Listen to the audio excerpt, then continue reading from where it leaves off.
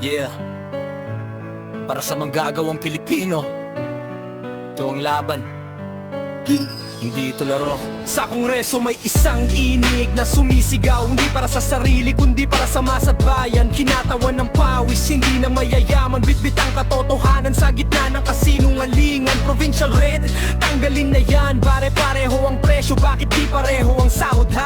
Sa probinsya ka man o nasa syudad, parehong gutom ang sikmura pag kulang ang kinikita. Habang sila nakaarko, nakaupo sa taas, kami na sa initan, kumakayod ng tapat. Pero bakit ang sahod parang nakabaon sa lupa? Habang presyo ng bilihin tuloy-tuloy ang akyat.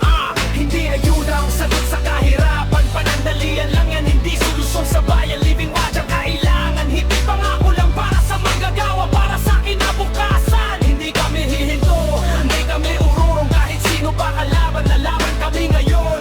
Boses ng masa, hindi kayang patahimikin, ito ang laban ng manggagawang Pilipino.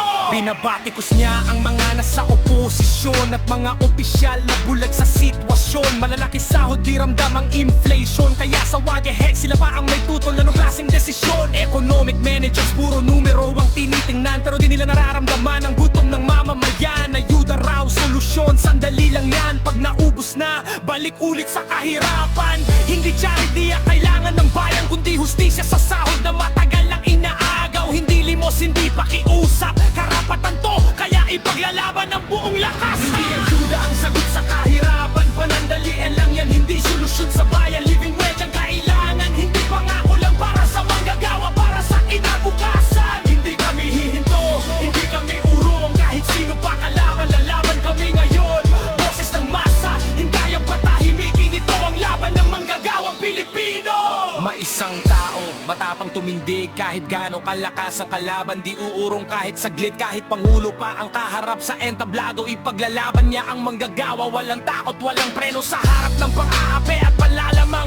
Siya ang boses na di kailanman matitinag, para sa inaapi, para sa tinatapakan. Siya ang sandigan ng mga nawawalan ng laban.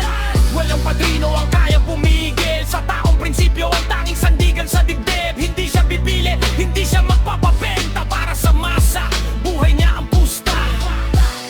Ito ang laban ng manggagawa, hindi ito matatapos sa salita. Hanggat may naaapi, may lalaban. Living way!